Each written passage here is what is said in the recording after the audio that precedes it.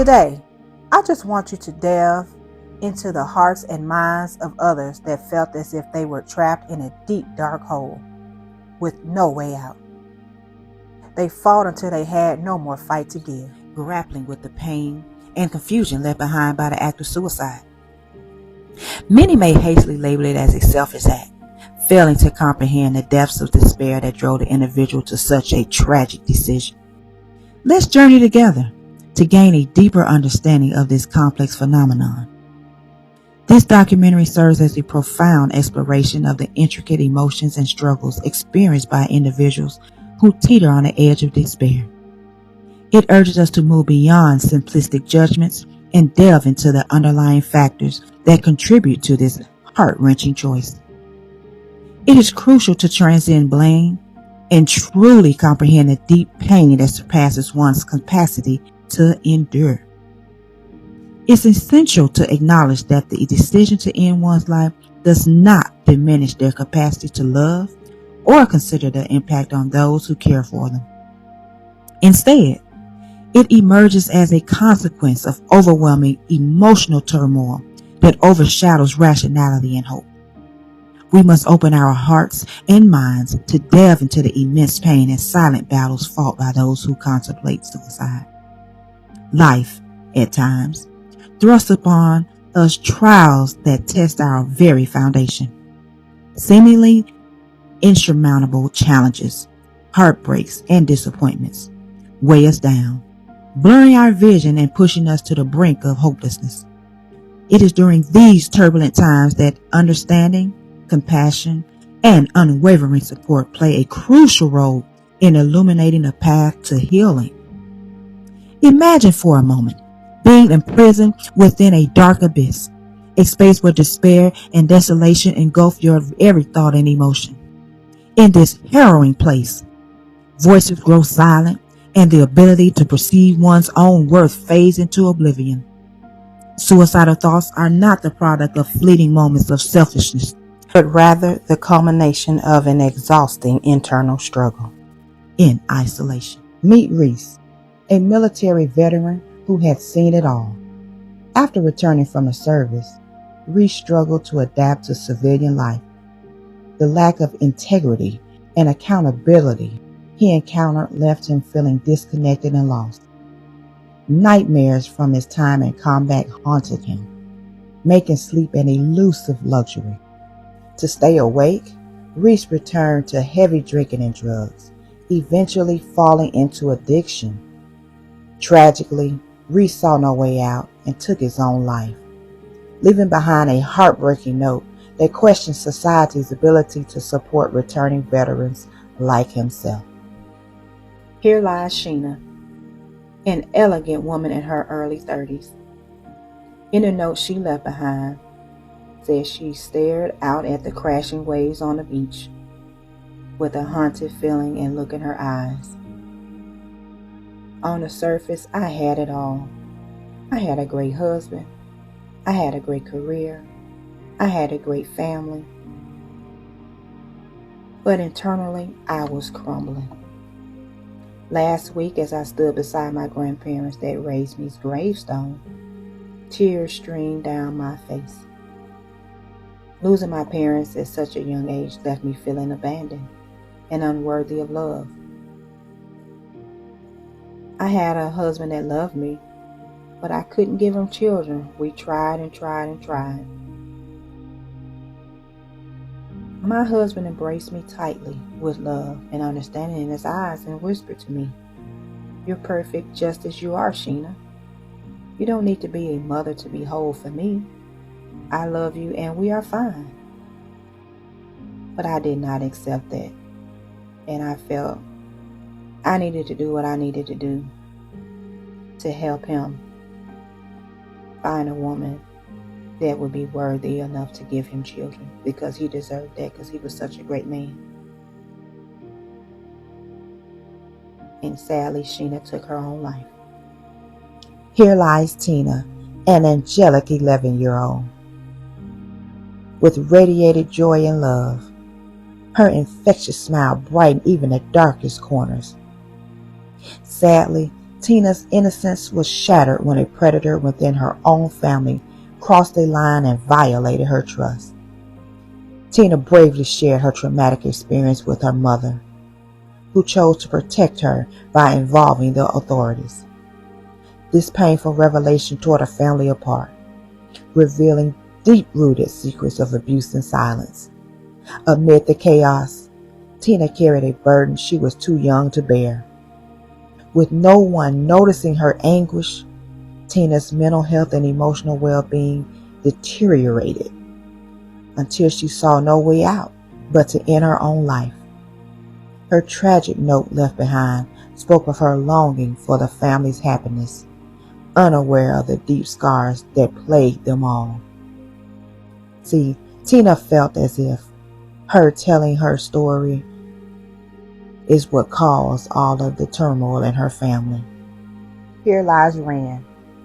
Ren tragically passed away at the age of 18.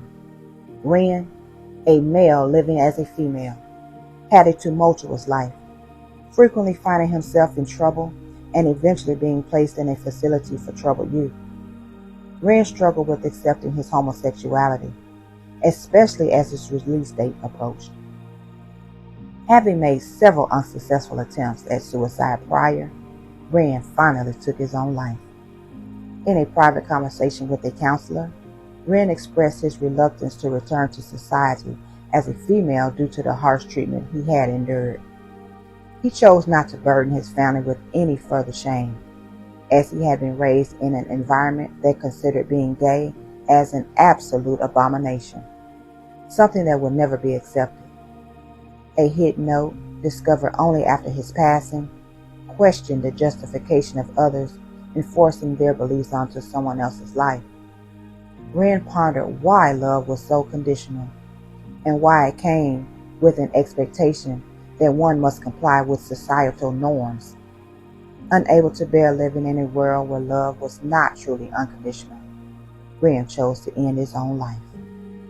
Here lies Shay, a young woman in her mid-20s, who was lost and vulnerable. Shay had two beautiful young daughters that loved her dearly. But Shay could not remember the importance what you see on TV and social media isn't always real life.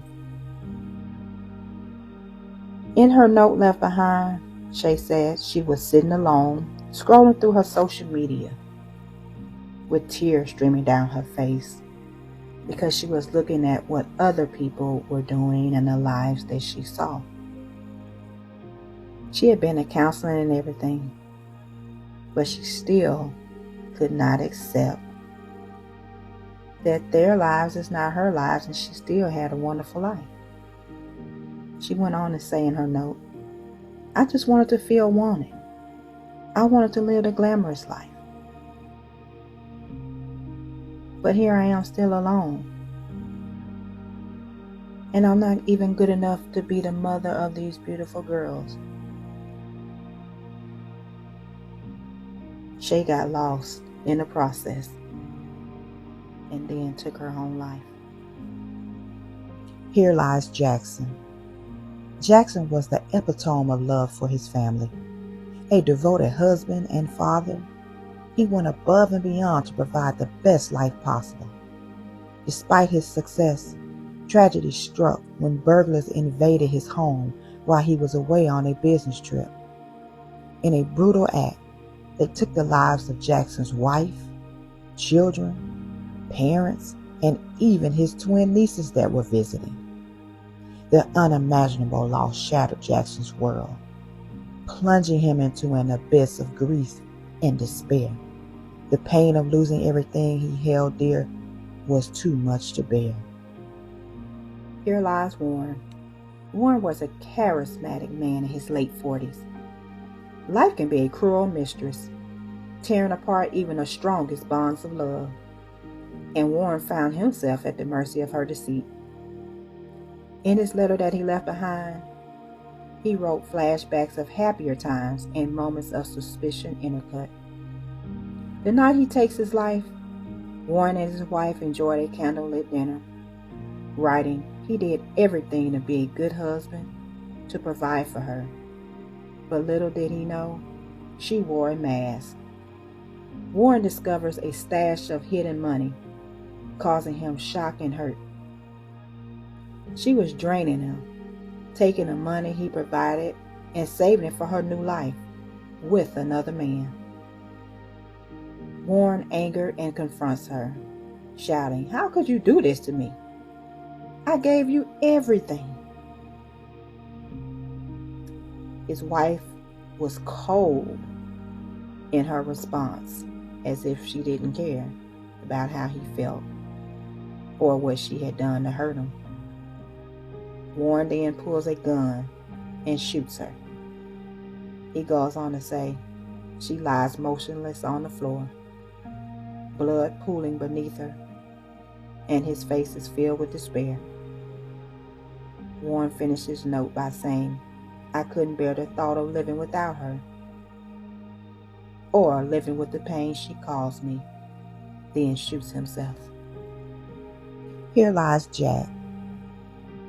Now, the way Jack committed suicide, it wasn't by the hands of himself. He sought out suicide by the hands of someone else.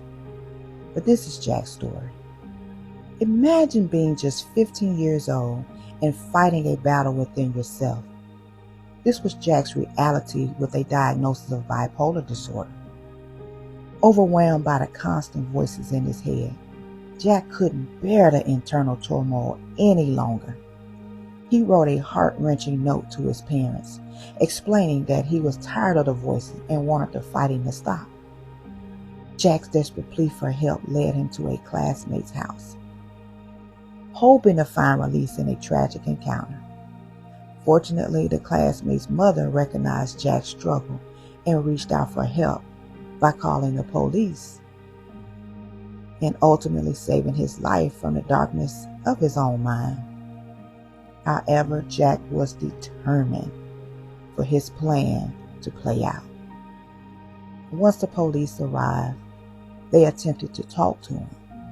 However, determined and ready to go, Jack reached for a gun that ultimately turned out to be a fake. But his plan did go through. Here lies Asia. Asia tragically passed away at the age of 27. Despite achieving a remarkable feat of earning a master's degree and landing a lucrative job at a top-tier company, Asia's family had always placed high expectations on her, instilling in her the belief that she needed to attain a certain level of success to feel accomplished in life. When her career abruptly came to an end, Asia, instead of acknowledging that more opportunities would come her way, felt as though her world had collapsed. She saw herself as a failure, unable to comprehend that setbacks are a natural part of life's journey. Throughout her life, Asia had always known how to win, and the concept of losing was inconceivable to her.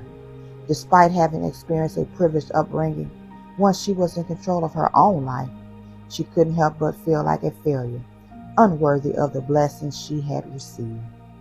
This grave right here should have easily been mine. At one point in my life, I also found myself in a dark place where I believed that suicide was the only way out.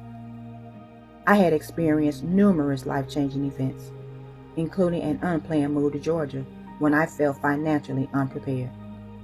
However, despite my apprehensions, fate intervened and I found myself taking a leap of faith by starting a career in entertainment as a stand-up comedian. Although I had secured a job transfer to Georgia, things weren't going as smoothly as I had hoped. The lifestyle I had become accustomed to had drastically changed, and I found myself living in degrading circumstances.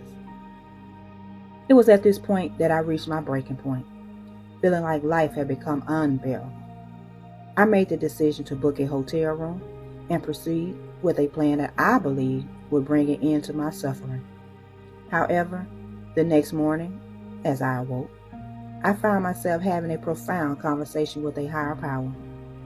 I realized that I needed to hear from this divine source soon, because the thoughts consuming me were not reflective of who I truly was nor what I knew I was meant to achieve. I had come too far and experienced too much to give up now.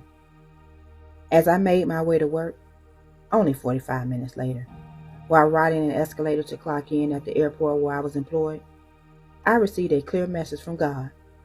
Suicide was not the path I was meant to take. 3 years prior, I had been divinely called by God to write and produce a film addressing the topic of suicide, following a couple of incidents where I had intervened and prevented minors from taking their own lives. One of them nearly gone by the time I found them. This commission was not a mere research project or a conversation with others. It was a personal assignment designed by God Himself. Through my own lived experience, I became a testimony that could genuinely empathize with others who felt trapped in their own darkness. See, over the past 6 years, my life has been a series of trials and tribulations. As I navigated unfamiliar financial struggles, found myself cleaning in exchange for room and board, and experienced the depths of loneliness in a city far from home. However, my encounter with the divine and my continued obedience to the higher calling, countless doors have opened, providing avenues for growth and opportunities I could have never predicted. This story is deeply personal and attests to the incredible power of resilience and the transformation that can occur when one finds the strength to persevere. I want to thank you all for going on this journey with me. This journey that is a great and significant topic, but such a tough one to discuss. But you came on this journey with me. Therefore, I know you want to do what it takes to help any of your loved ones or family and friends that may be contemplating suicide. Or it may be you that's contemplating. And I want you to know that you're not alone and that there is a way out, even though it may not feel like it right now. And remember, I too felt this way, and you too can make it through. For those that lost loved ones that have committed suicide, I do pray that this does help you to dig a little deeper and know that they didn't want just an easy way out. This wasn't easy for them. Please know that if anyone's speaking of suicide or showing any types of signs, even if it's a sign that, that they've gone through something tragic, pay attention, because you don't know how they may be really handling it. The easiest thing we say, oh, I'm okay. But pay attention to behavior changes. Pay attention to lifestyle changes. Pay close attention. And did you know that over 49,000 people died by suicide in 2022 in the U.S.? Every year, 726,000 people take their own life, and there are many more people who make suicide attempts worldwide. If anyone speaks about suicide to you, listen and take them seriously. Accept what they're saying and take them serious. If they start talking, don't interrupt or add your feelings to the conversation. Let them know you care and are concerned. Say I am here and really listen to the person without judging. After the conversation is over, do not stop checking in. Consider a kind gesture, such as sending a card or a written message that lets that person know you are thinking of them. Many depressed people feel that no one cares for them. A small, kind gesture can make a significant difference. Don't say things like, I know how you feel, because you don't. Don't say get over it. Even if you've been severely depressed or even suicidal, everyone's situation is different. It's very likely that you do not know how this person feels. Don't say, there was someone or something else that went through this and that was worse than yours. Be thankful for what you have and realize other people have it worse than you. To them, what they are facing is the worst for them.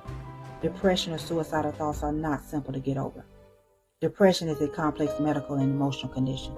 A person cannot just get over it. Do not ignore warning signs.